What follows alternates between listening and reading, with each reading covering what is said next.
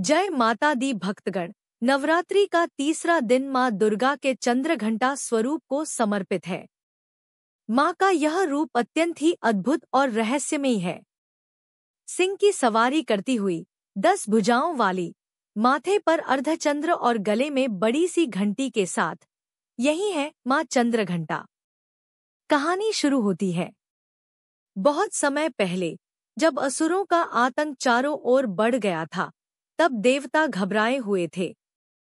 असुरराज महिषासुर इतना शक्तिशाली हो चुका था कि कोई भी देव उसे रोक नहीं पा रहा था। सारी सृष्टि भयभीत थी। तभी देवताओं ने मां पार्वती को स्मरण किया।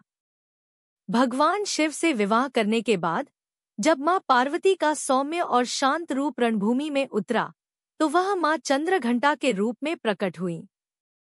उनके मस्तक पर अर्धचंद्र शोभा देने लगा और उनकी गले की घंटी से ऐसी ध्वनि निकली जिसने संपूर्ण ब्रह्मांड में आतंक मचा दिया। असुर कांप उठे और देवताओं में उत्साह जाग गया। कहा जाता है कि जब भी उनकी घंटी बजती, तब तब दुष्ट शक्तियां धराशायी हो जातीं। युद्धभूमि में उनकी गर्जना और घंटी की ध्वनि सुनकर महिषासुर की सेनाएं भाग खड़ी हुईं। यही कारण है कि मां चंद्रघंटा को शक्ति और साहस की देवी माना जाता है। उनकी साधना करने से भय, संकट और नकारात्मक शक्तियां दूर हो जाती हैं। भक्त को अपार आत्मविश्वास और शांति प्राप्त होती है। नवरात्रि के तीसरे दिन प्रातः स्नान के बाद मां चंद्रघंटा की प्रतिमा या चित्र के सामने दीपक जलाएं। चावल, दूध और सफेद पुष्प अर्पित करें। मां को शुद्ध घी से बना प्रसाद अत्यंत प्रिय है। फिर देवी चंद्रघंटाय नमः मंत्र का जप करें।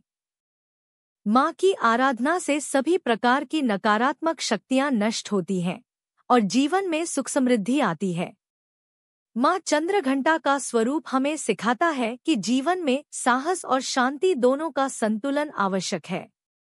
जैसे उनकी घंटी की ध्वनि दुष्टों के लिए विनाशकारी और भक्तों के लिए कल्याणकारी होती है, वैसे ही मां हमें सिखाती है कि धर्म की रक्षा और अधर्म का नाश ही सच्ची साधना है।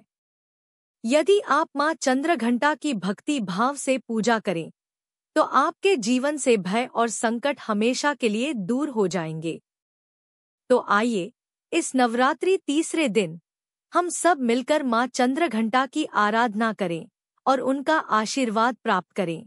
अगर आपको यह वीडियो अच्छा लगा हो तो इसे लाइक करें, भक्ति प्रचार चैनल को सब्सक्राइब करें और बेल आइकन दबाएं, ताकि नवरात्रि के हर दिन की कथा और पूजा विधि आप तक समय पर पहुंच सके।